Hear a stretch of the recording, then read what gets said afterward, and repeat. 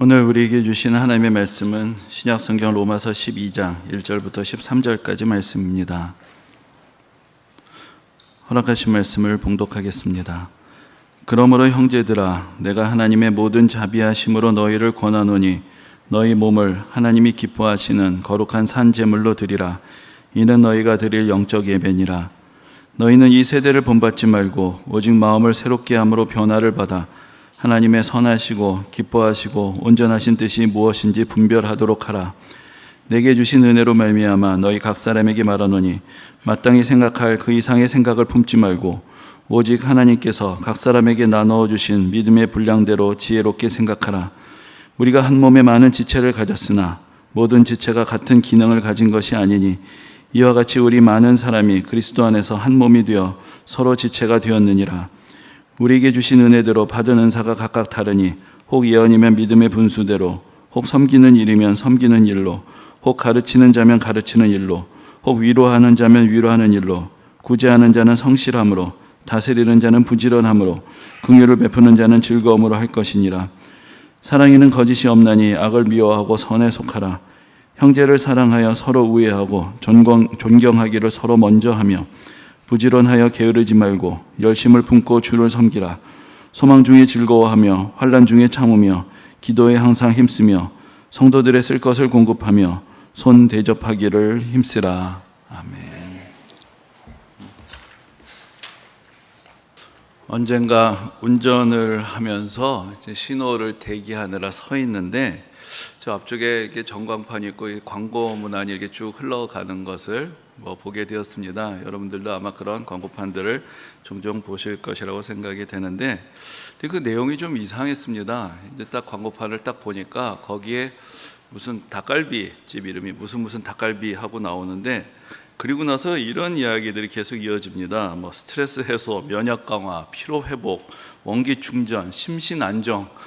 아니 무슨 대단한 닭갈비를 팔길래 이런 얘기가 나오나. 그러다가 이제 신호가 바뀌어서 또 지나갔죠. 그런데 이제 똑같은 길을 몇 번 가게 됐는데 또 다음에도 똑같은 내용을 보고 또 그 다음에도 똑같은 내용을 보게 됐습니다. 그래서 이거 좀 이상하다 해서 이제 좀 다시 찬찬히 살펴보았더니 사정은 이런 것입니다. 아마도 그 닭갈비집이 있는 그 건물에 한의원이 같이 있는 것 같은데, 이 같은 광고판을 닭갈비집하고 한의원이 같이 쓰는 거죠. 그러니까 제가 딱 신호에 멈췄을 때 그때가 되면 늘 이 닭갈비 광고의 뒷부분 무슨 닭갈비 하는 데부터 본 것인데, 사실은 다시 이제 좀 멀리서부터 찬찬히 보니까 맨 앞에는 부담 없는 가격, 최고의 맛, 아무개 닭갈비 이러고 나서 그 다음부터는 닭갈비 광고가 아니라 한의원 광고였던 것입니다. 그랬는데 제가 이제 늘 비슷한 시기에 신호에 딱 걸리면서 이 중간 토막만 잘라서 보다 보니까 이 만병통치 닭갈비를 보게 되었습니다. 근데 최근에 저희 교회가 속한 우리 대한예수교 장로의 통합측이라고 불리는 그 교단에 올해 또 새롭게 이제 작년까지 해서 정리한 교세 통계가 발표가 되었는데, 이제는 새삼스러운 이야기도 아닙니다. 어떤 결과냐? 사실 크게 보면은 지난 10년간 성도의 숫자가, 우리 교단 전체에 속한 성도의 숫자가 280만 명에서 계속 줄어서 작년에 이제 230만 명이 됐다라는 그런 통계입니다. 그러니까 50만 명이나 되는 사람들이 한 10년 동안에 감소가 된 것이죠. 사실 늘어도 시원치 않은데 우리는 지금 성도의 숫자가 줄어가는 그런 시대를 맞이하고 있는 것입니다. 이런 추세로 계속 간다면 한 20년 후가 된다면 여기서 100만 명이 더 줄겠구나라는 그런 생각도 가능해지는 그런 참 위기의 시대를 맞이하고 있습니다. 제가 어제 설교 준비를 하면서 그 자료를 다시 보면서 왜 성도들이 주는 것일까라는 생각을 하다가 문득 제가 지난번에 운전하다가 보았던 그 광고가 다시 생각이 났습니다. 어쩌면 우리는 교회에 대해서 착각을 하고 있는 것은 아니었을까? 우리가 신앙생활을 통해서 기대해야 하는 것들, 또 교회가 스스로 어떤 곳이라고 알려야 하는 그 내용이 잘못되어 있었던 것은 아닌가. 그래서 마치 광고판을 잘못 보고 닭갈비 집에 가서 내가 이 닭갈비를 먹었는데 왜 내 스트레스가 그대로 있고 내 피로가 회복되지 않느냐라고 생각하는 그런 것처럼, 교회에서 기대하지 않아야 할 것들을 기대하고 잘못된 생각을 하고 있었기 때문에 교회에 실망을 하게 되고 성도들이 교회를 떠나는 일이 벌어지는 것은 아닌가라는 생각을 해본 것입니다. 교회 다니면, 기도하면 내가 원하는 것을 이룰 수 있다라고 생각을 하고 그야말로 소원 성취, 만사 형통을 기대하고 갔는데 막상 다녀보니까 기도한다고 내 소원이 다 응답되는 것도 아니고, 교회 다닌다고 생활 형편이 더 나아지는 것도 아니고, 이 세상에서 지고 살아가야 하는 짐은 그대로 있는데 교회 다니니까 자꾸 언제 나와라, 여기 나와라, 봉사해라, 귀찮은 일들도 많고 삶에 보탬은 안 되고, 그러다 보니까 점점 성도들의 숫자가 줄게 되는 것은 아닌가. 또 반대로 교회 가봤더니 어떤 사람들은 교회가 교회 돕지 못하고 세상 사람들과 똑같더라, 세상 사람들과 똑같은 걸 구하고 있고 세상 사람들과 똑같이 살아가고 있더라. 그래서 또 실망해서 교회를 떠나게 되고, 그런 일들이 지금 일어나고 있는 것은 아닌가 하는 생각을 하게 된 것입니다. 여러분, 근본적으로 교회는 이 세상에서 우리의 성공을 보장해 주는 것이 아닙니다. 우리에게 돈을 많이 버는 방법을 가르쳐 주는 것도 아니고 인간관계에 무슨 대단한 비법을 알려주는 것도 아닙니다. 교회는 이 세상 나라가 아니라 하나님의 나라를 바라보는 것이고, 우리의 뜻이 아니라 하나님의 뜻을 이루는 방법을 가르쳐 주는 것이고, 사람들을 향하여 너는 괜찮다, 이럴 때 살아되면 된다, 넌 잘한다라고 위로해 주는 것이 아니라 너는 죄인이다, 이대로 살면 하나님의 진노와 심판을 피할 수 없다라고 우리에게 경고해 주는 것이고, 내가 이 우주 만물의 주인이 되어서 모든 권세를 누리고 살아가게 하는 것이 아니라 내가 내 자신의 왕좌에서 내려와서 이제는 예수 그리스도를 우리의 주님으로 섬기며 예수 그리스도의 제자로 살아가게 하는 것이고, 만사 형통을 구하는 것이 아니라 예수 그리스도를 따라 십자가의 길을 가라고 권하는 것인 것입니다. 교회가 어떤 것인지는 성경에 기록이 되어 있습니다. 그런데 지난 10년, 아니 100년, 1000년, 2000년 동안 교회가 어떤 곳인지를 가르쳐주는 성경 말씀은 단 한 구절도 바뀌지 않았습니다. 그리고 이 땅에 최초로 세워졌던 교회들의 모습이 어떤 것인지에 대한 기록도 그대로 남아 있습니다. 그런데 우리가 뭔가 착각을 하고 교회 아닌 것을 교회라고 생각을 하고 교회에 대해서 우리 마음대로 생각하고 기대하다가 또 실망하고 또 교회를 떠나고 있는 것은 아닐까요? 제가 이전에 학창시절에 제일 제 마음이 불편했던 이야기 중에 하나가, 여러분 제가 이렇게 어떻게 보이실지 모르지만 이렇게 나쁜 사람처럼 보이지는 않은 모양인데, 가끔 친구들이 저에게 그런 얘기를 할 때가 있습니다. 나 너에게 실망했다. 아니, 누가 기대를 하래? 나 원래 이런 사람이었는데 갑자기 와가지고 나 너한테 실망했다는. 저는 뭐 내가 착한 사람이라고 말하고 다닌 적도 없는데 너 너한테 실망했다는 거예요. 그게 이제 참 마음에 상처가 되었던 그런 기억들이 있습니다. 근데 우리가 자꾸 교회에서 실망을 하고 있는 것이죠. 교회 아닌 것을 교회에서 구하고 교회에서 구하지 말아야 될 것을 교회에서 구하다가 또 성도들의 모습을 보면서 내 나름대로 생각했던 그런 많은 것들을 기대하다가 이게 아니다, 이게 아니다 하고 스스로 실망을 하고 있는 것은 아닌가. 성경에서 말씀하고 있는 것에는 관심이 없고 내가 원하는 것을 찾고 내가 원하는 말씀만을 들으려 하기 때문에 신앙생활을 오래 했는데도 불구하고 우리가 진정한 신앙에 이르지 못하게 되는 것은 아닌가 하는 생각이 드는 것입니다. 오늘 본문에는 사도 바울이 들려주는 교회의 근본 원리들이 담겨 있습니다. 우리가 참 이게 딱 때에 맞춰서 12장 말씀을 묵상하게 되었는데, 사실 우리가 올해 로마서 1장부터 쭉 묵상을 해왔습니다. 그런데 이제 매주 본문을 정할 때 어떤 1년치를 다 정해놓은 것이 아니고 성경을 읽어가다가 이번 주에는 여기까지 나누면 좋겠다, 여기까지 나누면 좋겠다 이렇게 끊어서 읽으면서 왔는데, 딱 이제 창립 기념주일이 되니까 12장 1절부터 이어지는 말씀을 접하게 된 것입니다. 이것이 하나님께서 오늘 이 말씀을 우리가 듣기를 원하시면서 우리에게 베풀어 주신 은혜가 아닌가 하는 그런 생각을 하게 됩니다. 이 사도 바울의 시대는 교회가 처음으로 이 세상에 세워지던 그런 시대였습니다. 처음에 교회가 예수 그리스도께서 부활하시고 승천하신 후에 이제 성령 강림 사건으로 은혜 충만한 사도들이 복음을 전하면서 이제 예루살렘의 교회가 먼저 세워지게 되었죠. 그 후로부터 지금 사도 바울이 로마서를 기록하는 때까지는 약 한 20여 년 정도의 시간이 흐른 후였습니다. 이 교회라는 것은 이전에 세상에 없던, 이 세상이 아직껏 경험해보지 못했던 그런 새로운 공동체였습니다. 예수 그리스도를 믿고 하나님의 은혜 가운데서 부르심을 받은 사람들이 신분과 민족을 초월해서 함께 모였습니다. 남자와 여자가 같이 모이고 노예와 귀족이 한자리에서 예배를 드리고 유대인과 이방인들이 함께 모여서 이 땅에서 하나님의 나라, 천국의 모습은 어떠한 것인지를 보여주었던 그런 공동체였던 것입니다. 오직 하나님의 은혜 가운데서 서로 사랑으로 교제하며 하나님의 말씀에 따라서 살아가고 세상 속에서 박해와 환난을 받지만 그러나 다시 오실 예수 그리스도, 이 세상에서 완성될 하나님 나라를 바라보며 그 모든 것들을 인내하며 믿음의 삶을 살아가던 그런 공동체였던 것입니다. 바로 오늘 본문에서 바로 그러한 공동체 안에서 살아가는 그리스도인들의 삶이 어떠해야 하는지, 또 교회가 어떤 공동체가 되어야 하는지에 대해서 우리에게 조목조목 가르쳐 주고 있습니다. 오늘 본문에 담겨있는 말씀들은 교회의 원리고 바탕이 되는 말씀이며 어떤 면에서 보면 교회의 설계도라고 할 수가 있습니다. 이 원리대로, 이 설계도대로 교회가 이루어질 때 진정한 교회가 되고 천국을 이 세상에서 경험하며 복음의 능력을 나타내는 그런 교회가 될 수가 있는 것입니다. 먼저 사도 바울은 1절과 2절에서 가장 근본이 되는 신앙의 원리를 가르쳐 줍니다. 1절의 핵심은 너희 몸을 하나님이 기뻐하시는 거룩한 산 제물로 드리라는 말씀입니다. 우리가 교회에서 무엇을 얻어내고자 하는 것이 아니고, 교회라는 것은, 우리의 믿음의 삶이라는 것은 근본적으로 하나님께 우리 자신을 드리는 것이라고 가르쳐 주고 있습니다. 그리고 이것이 우리가 드려야 하는 영적 예배, 진정한 예배라고 가르쳐 줍니다. 우리가 주일에 이렇게 모여서 드리는 예배만이 예배가 아니고 우리 일상에서부터 이미 우리의 예배는 시작되는 것입니다. 그 예배는 바로 우리가 우리 자신을 하나님께 드리며 하나님을 경배하는 것이다. 그것을 우리에게 가르쳐 주고 있습니다. 우리가 뭔가를 하나님께 드리고자 할 때가 있습니다.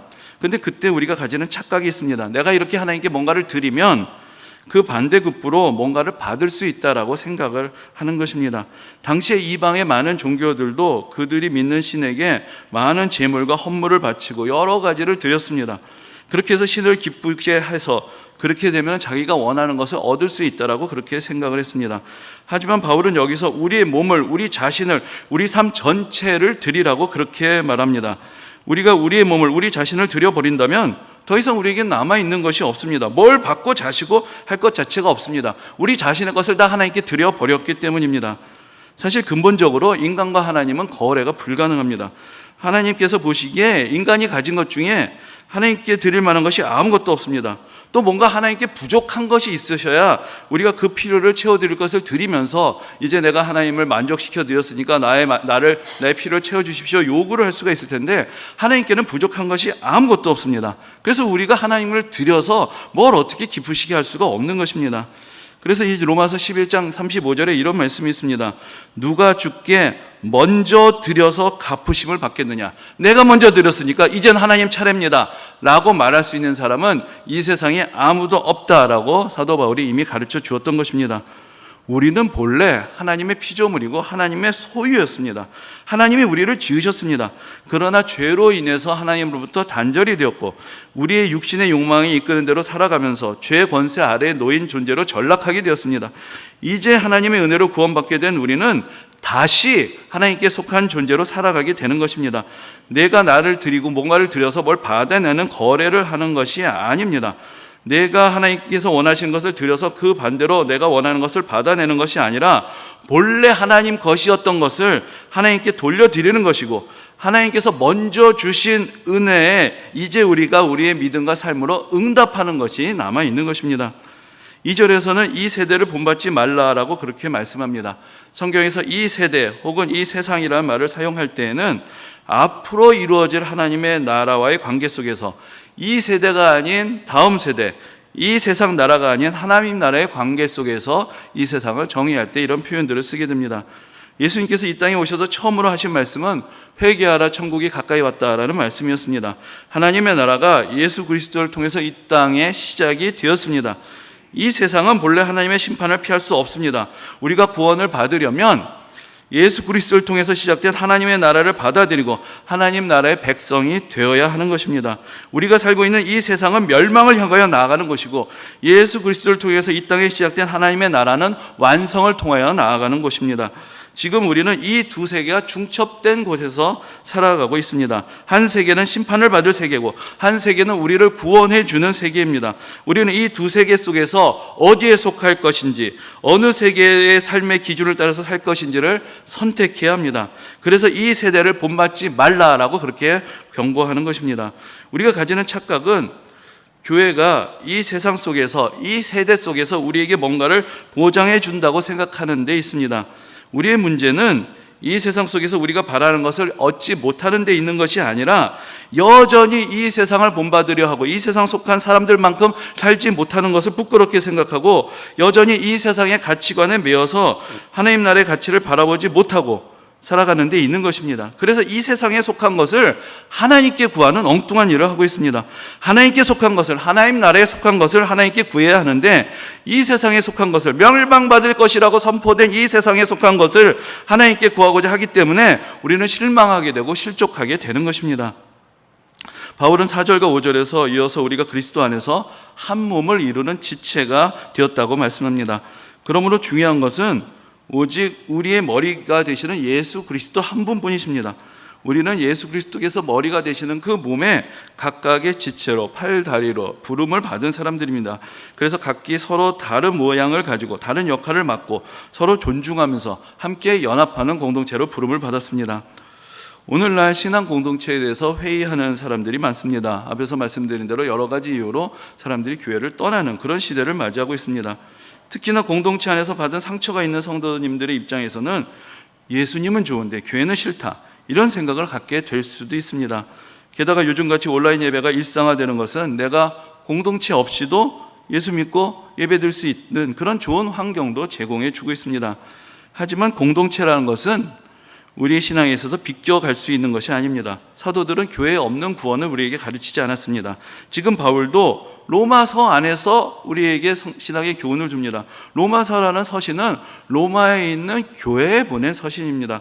바울은 이 서신을 쓸 때 그 교회 성도들이 함께 하나님의 말씀을 받고 듣고 서로 권면하며 함께 성숙하기를 기대하면서 지금 이 서신을 쓰고 있는 것입니다. 사람들과 부딪히는 것, 사실 우리 모두에게 불편한 일입니다. 그러나 여러분, 사람과 사람이 부딪히는 것은 대부분 상호적인 것입니다. 다른 사람들의 문제일 수도 있습니다. 그러나 또한 자기 자신에게 문제가 있을 수도 있습니다. 그런 가운데서 우리는 우리의 한계가 드러나게 되고 우리의 인내심을 끝을 보게 되고 우리의 연약함, 우리의 문제를 경험합니다. 그런데 그러한 문제들은 우리가 근원에서부터 해결해야 하는 것이지 회피하는 것이 능사가 아닙니다. 우리의 결함이 드러날 때, 우리의 관계 속에서 우리의 부족함이 드러나게 될 때, 우리가 다 품어주지도 못하고 다 이해하지도 못하고 다 용서하지도 못하는 그런 우리 자신의 모습들이 드러나게 될 때 우리는 은혜 없이 온전히 살 수 없는 우리 스스로의 모습을 절실하게 깨닫게 되는 것입니다. 그때 우리는 우리에게 무엇이 필요한지를 알게 되고 더 간절한 모습으로 마음으로 하나님의 은혜를 구하게 됩니다. 바울은 앞에서 우리가 지난번에도 살펴보았지만 우리의 구원을 접붙임에 비유한 바가 있습니다. 우리가 예수 그리스도 안에 접붙임을 받아야 사랑을 공급받고 생명의 능력을 공급받을 수 있습니다. 접붙임을 받지 않으면 가지는 그냥 말라버리는 것입니다. 근데 우리가 어떤 모양으로 접붙임을 받는 것인가? 우리만 예수 그리스도 안에서 딱 하나 붙는 것이 아닙니다. 여러 다른 가지들이 다 같이 접붙임을 받습니다. 그러므로 함께 연합하게 됩니다. 그러면서 우리에게 각자 나눠주신 다른 은혜와 은사 가운데서 서로 풍성한 열매를 함께 맺게 하심으로 우리를 통해서 어떤 일을 하나님께서 이루어 가시는지를 보게 되는 것입니다. 12장에서 바울이 그리스도인으로서 어떻게 살아가야 하는지를 하나하나 쭉 가르쳐 주게 되는데, 어떻게 살아야 한다라고 이야기를 할 수 있는 것은 이미 모든 성도들에게 하나님께서 주신 은혜가 있기 때문입니다. 우리에게 주신 은혜의 원천, 사랑의 원천이 있기 때문에 우리는 이룰 수 있고 이루게 되고 이루어야 하는 것입니다. 9절에서는 사랑에 거짓이 없나니라고 그렇게 표현하고 있습니다. 여기서 거짓이 없는 사랑은 어떤 사랑을 말합니까? 그것은 바로 하나님의 사랑을 말하는 것입니다. 하나님의 사랑만이 온전한 사랑이고 하나님의 사랑만이 진실한 사랑입니다. 모든 그리스도인들의 사랑의 원천은 바로 하나님의 사랑입니다. 하나님께서 그리스도인들에게 사랑하라고 말씀하시는 이유는 하나님께서 먼저 우리를 사랑하셨기 때문입니다. 그리스도인들은 하나님이 주신 사랑으로 하나님을 사랑하고 하나님께서 주신 사랑으로 이웃을 사랑하는 사람들이 되는 것입니다. 바울은 오늘 본문에서 여러 가지 다양한 은사들의 목록을 우리에게 들려주고 있습니다. 그러면서 6절에서 우리에게 주신 은사대로 우리에게 주신 은혜대로 받은 은사가 각각 다르니라고 말씀합니다. 이 은혜라는 것은 하나님께서 값없이 우리 모두에게 나눠주시는 바로 하나님의 구원의 은혜를 말하는 것이고, 그 안에서 우리는 각각 다양한 모습으로 하나님의 은혜 가운데 살아가며 또 다양한 은사를 가지고 하나님을 섬기는 각 사람에게 다르게 나누어 주신 그 선물을 성경은 은사라고 표현을 하는 것입니다. 그 6절에서 보면은 은사는 마치 한 몸에 눈과 입과 팔과 다리가 있는 것처럼 서로 다른 역할을 맡겨주신 것에 비유하고 있습니다. 근데 이제 바울이 여러 가지 은사를 열거하는데, 그러면서 우리가 어떤 마음을 가지고 어떻게 섬겨야 되는지를 표현하는 그 표현이 조금 우리에게는 듣기엔 좀 이상합니다. 7절 8절을 보면 이렇게 됩니다. 섬기는 일이면 섬기는 일로, 가르치는 자면 가르치는 일로, 위로하는 자면 위로하는 일로. 같은 말이 반복되고 있는 것입니다. 근데 이 말의 의미는 각각의 은사에 합당한 방법으로 그 은사답게 그 은사를 사용해야 한다는 것을 의미하고 있습니다. 섬기는 은사를 받았으면 정말로 섬기는 일답게 섬기라는 것입니다. 이런 이야기를 하는 것은 우리의 섬김이 사실은 진정한 섬김이 되지 못하기 때문입니다. 하나님의 은혜 가운데서 하는 섬김이란 것은 그야말로 아무런 대가를 받지 않고 하나님께서 주신 은사로 섬기는 것입니다.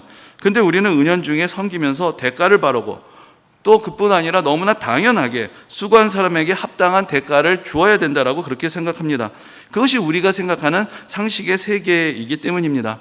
여러분, 우리가 결혼식에 갔습니다. 축의금을 해야 되는데 얼마를 하면 될까요? 그 사람이 나한테 할 만큼 하면 됩니다. 그렇죠?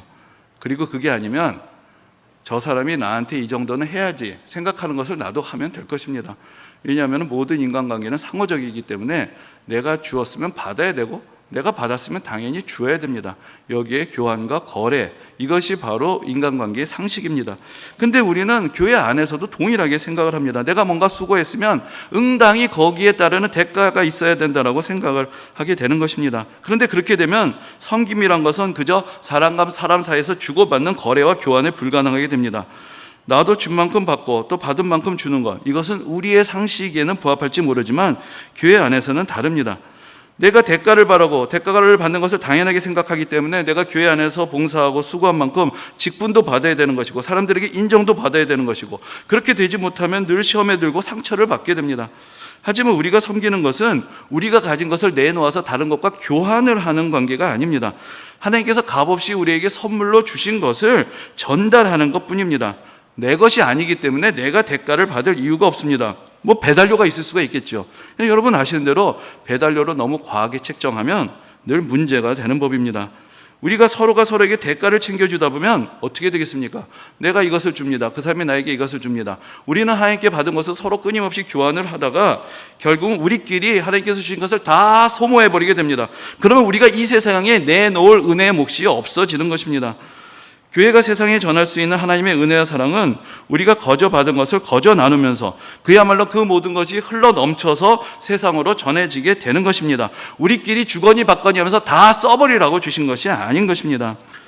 물론 사도 바울은 10절과 13절에서 성도들에 대한 사랑을 이야기합니다. 이 10절에서는 형제를 사랑하라고 말하고 13절에서도 성도에 쓸 것을 공급하라고 이야기합니다. 이 성도의 사랑이란 것은 사실 우리의 신앙의 중요한 지표가 되는 것입니다. 사람들은 누구를 사랑합니까? 먼저는 자기 자신을 사랑합니다. 그리고 자기 자신의 가족, 친지들, 또 그리고 자기 자신과 이해관계가 있는 사람들을 먼저 사랑합니다. 그러나 성도는 어떤 사람들입니까? 어떤 혈연도 이해관계도 없는 사람들, 그러나 오직 예수 그리스도 안에서 한 몸을 이루는 공동체로 부르심을 받은 사람들입니다. 그러므로 성도들을 향한 사랑이란 것은 바로 우리 믿음의 중요한 증거가 되는 것입니다. 그리고 함께 예수 그리스도 안에서 지체가 되고 공동체를 이루는 성도들은 우리 스스로가 온전한 믿음을 가지고 살아갈 수 있도록, 그래서 이 세상에서 그리스도인으로서의 사명을 감당할 수 있도록 우리를 돕고 서로 지탱해주는 그런 중요한 역할을 감당하게 됩니다. 13절에서 보면은 성도에 쓸 것을 공급하라는 권면에 이어서 바로 손대접하기를 힘쓰라라는 말씀이 이어지는 것을 봅니다. 여기서 우리는 교회 공동체가 낯선 사람을 환대하는 열린 공동체가 되어야 한다는 것을 보게 됩니다. 성도들 간의 사랑은 매우 소중한 것이지만 그것이 소위 말하는 끼리끼리의 모임이 되어서는 안 되는 것입니다. 교회 안에서도 물론 자기하고 좀 더 가까운 사람들이 있을 수 있습니다. 자기하고 좀 더 비슷한 사람들이 있고 어울리기에 좀 더 편한 사람들이 있을 수도 있을 것입니다. 그러나 그런 사람들만을 가까이 하고 그런 사람들을 챙기면서 폐쇄적인 공동체가 되게 되면 그것이 바로 늘 교회 안에서는 갈등과 시험의 원인이 됩니다. 성도와 성도들이 사랑의 교제를 나누면서 그 사랑이 서로 사이에서 소비되어 버리는 것이 아니라 점점 더 풍성하게 쌓이고, 그러므로 그것이 환대하고 나누고 베푸는 공동체로 이어지게 될 때 그 공동체가 사랑의 나눔이 있는 그런 진정한 생명의 공동체가 되는 것입니다. 그리고 그 사이에서 12절에서 사도 바울은 우리에게 소망에 대해서 이야기를 하고 있습니다. 그리스도인은 어떤 사람들입니까? 그리스도인들은 하나님 나라의 소망, 부활과 영생의 소망 안에서 살아가는 사람들입니다. 우리의 현실을 볼 때 물론 우리는 실망할 수 있습니다. 다른 사람들의 모습도 실망스럽고 내 자신의 모습도 실망스럽고 교회도 여전히 실망스럽습니다. 그래서 시험에 들 수 있습니다. 그러나 우리는 교회 안에서 또한 우리에게 약속하신 하나님의 영광스러운 미래를 믿음으로 바라보는 것입니다. 그리고 우리가 그러한 미래에 비추어서 우리의 부족한 모습을 볼 때, 다른 성도들의 연약한 모습을 볼 때 이런 그 우리에게 주신 약속, 미래의 소망과 우리의 현실 사이의 갭, 그것 때문에 우리에게 주어지신 것이 바로 기도인 것입니다. 우리는 우리의 연약함을 깨닫게 되었을 때 하나님의 은혜를 구하며 기도하게 됩니다. 우리에게 약속하신 미래의 소망을 붙드는 시간이 바로 기도인 것입니다. 기도는 근본적으로 바라고 소망하는 것입니다. 무엇을 바라고 무엇을 소망하는 것입니까? 무엇보다도 우리의 소망을 하나님의 말씀에 두어야 하는 것이고 하나님 나라에 두어야 하는 것이고 부활과 영생의 소망에 두어야 하는 것입니다. 그때 우리는 현실 속에서 벌어지게 되는 여러 가지 어려움들을 극복하며 믿음의 능력을 경험하게 될 수 있습니다. 얼마 전에 흥미로운 글 하나를 보게 되었습니다. 1899년 2월 25일자 제국신문 논설이라고 알려진 글인데 그 내용이 참으로 이렇게 흥미로운 내용이었는데 요즘 여러분 죄송하지만 제가 요즘 불신이 많습니다. 하도 돌아다니는 이야기 중에 근거 없거나 좀 뭔가 좀 가필이 된 이야기들이 많아서 제가 검색을 해봤습니다. 그래서 원문을 1899년 2월 25일자 요즘은 다 디지털화가 돼서 그 원문을 찾아보았는데 밖에서 제가 보았던 거하고 별로 다른 내용이 아니었습니다. 근데 여러분 그때가 언제였습니까? 1899년은 그야말로 나라가 위태로울 때였습니다. 그로부터 한 11년이 지나서 결국은 나라를 잃게 되는 그런 절체절명의 위기의 시대였습니다. 그때의 민족의 선각자들이 어떻게든지 백성들을 깨우고 계몽하기 위해서 여러 한글로 된 또 그런 모든 사람들이 읽을 수 있는 그런 신문들을 창간했는데 그러면서 황성신문, 대한매일신보, 또 제국신문 같은 신문들이 창간이 되었던 그런 때였습니다. 근데 그 중에 제국신문에 실린 논설의 내용인데 그 중에 일부를 제가 발췌해서 잠깐 전해드리겠습니다. 여기서 이제 논설을 쓴 사람이 내가 잠깐 잠이 들었는데 이런 내용을 꿈에서 보았다라고 그 120년 전에 우리에게 이야기하고 있는 것입니다. 근데 그 내용이 이렇습니다. 호련히 잠이 들어 꿈을 꾸었는데 꿈에는 대한국이 세계의 제일 문명하고 부강한 나라가 된지라 함께한 친구들로 더불어 세계를 유람하기로 작정하고 먼저 우리나라 강산부터 구경할새 성중에서 시작하여 종로라 하는 데를 간즉 10여 층씩 되는 옥석으로 지은 집들은 하늘로 솟아났는데 이리저리 둘러본즉 전깃줄 전화줄은 사방으로 거미줄 얽히듯 하였으며 길들은 다 우물정자로 되었는데 좌우에 사람 왕래하는 길과 우마 다니는 길이 각각 있어 편리한 중 길 위에는 박석을 깔았음에 티끌 하나 없으며 사방에 화륜차와 막어 소리에 정신을 가다듬기 어렵도다. 각 건물들을 구경할새 문을 열고 들어간즉 태산같이 쌓인 물건 다 전에 보지도 못하고 이름도 모르는 물건이더라. 한강 위에는 왕래하는 화륜선 범선은 없고 강 위에는 좋은 다리가 많이 있어서 왕래하기 한량없이 편하도다. 학교마다 들어간즉 학교들도 크거니와 학도수도 많은지라 전국 인민교육으로 말할진대 199부는 다 글 못하는 사람이 없더라. 성중을 다 구경하고 세문 밖으로 나아가며 정거장이 있는데 한 번 타면 삼천리 반도국 어디든지 못 갈 곳이 없는지라. 인하여 철도에 올라 인천으로 향할새 좌우에 각색 공장들이 이루다 기록하여 말할 수 없는지라. 잠시간에 인천에 다다르니 태극국기 높이단 병선들과 상선들이 항구에 가득하더라. 여러분 120여 년 전에 꿈속에서 본 대한민국의 모습입니다. 여러분 어떻습니까? 그때 이런 꿈을 꿀 근거가 하나도 없었습니다. 우리의 병선이 아니라 외국 군대들이 다 들어와서 우리나라를 휘젓고 다니던 때였습니다. 백성들의 삶이라는 것은 도탄에 빠져 있었고 이루 말로 할 수 없는 여러 가지 어려운 상황 가운데 있을 때 선각자들이 꿈을 꿉니다. 그 언제가 될지는 모르지만 앞으로 미래가 되면 우리나라가 세계 가운데 우뚝 설 것이다. 이 종로에 10여 층에 고층 건물들이 늘어설 것이다. 한강에 다리가 있어서 사람들이 오가게 될 것이다. 상품마다 상점마다 상품이 넘쳐나게 되고 이 나라에 수많은 공장들이 있고 많은 상선들이 그 제품을 실어 나르게 될 것이다. 그런 꿈을 꿨습니다. 어떻게 되었습니까? 완전하다고는 할 수는 없겠지만 꿈을 꿀 수 없는 시대에 꾸었던 그 꿈들이 이제 100여 년의 시간이 지난 이제 상당 부분 이루어지고 있는 그런 놀라운 미래에서 사실 우리가 살아가고 있는 것입니다. 그래서 이 이야기 뒤에 국회에서 회의하는 장면도 나옵니다. 근데 국회의원들이 이런 얘기를 합니다. 수백 년 전에는 우리나라가 그렇게 어렵고 완전히 망해가기 직전이었는데 그 관민이 합동을 해서 이렇게 노력을 해서 이런 새 나라를 이루었다. 이런 이야기를 서로 하고 있는 그런 내용이 나옵니다. 근데 그것이 수백 년이 아니라 100년 만에 이루어지게 되었던 것이죠. 여러분, 앞에서 말씀드린 대로 오늘날 교회 사정도 그렇게 긍정적으로만 말할 수가 없습니다. 그러나 이때 우리는 무엇을 해야 할 것인가? 우리는 꿈을 다시 꾸어야 하는 것입니다.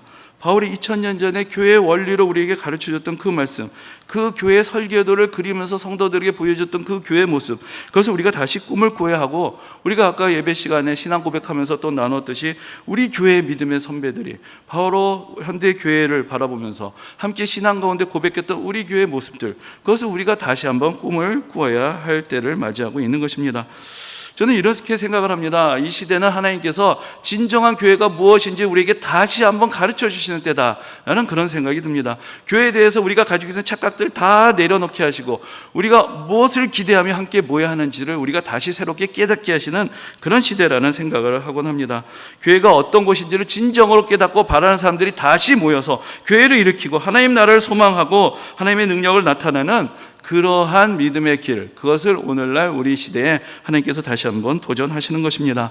오늘 우리가 말씀 가운데서 본 것처럼 우리가 함께 모여서 우리의 몸을 하나님이 기뻐하시는 거룩한 산제물로 드리는 그런 진정한 예배가 드려지는 교회, 하나님의 선하시고 기뻐하시고 온전한 뜻이 무엇인지 분별하고 실천하는 교회, 서로 그리스도 안에서 한 몸을 이루고 우리에게 주신 은혜대로 우리가 받은 은사대로 서로 섬기는 교회, 서로 사랑 안에서 함께 성장하고 열려있는 교회, 환대하는 공동체, 사랑을 널리 베푸는 그런 공동체가 될 때에 하나님께서 기뻐하시고 하나님께서 하나님의 은혜와 사랑을 더하여 주실 것입니다. 이 은혜가 창립 47주년을 맞이하는 우리 교회 모든 성도님들 안에 함께 하시기를 주님의 이름으로 축원합니다. 아멘.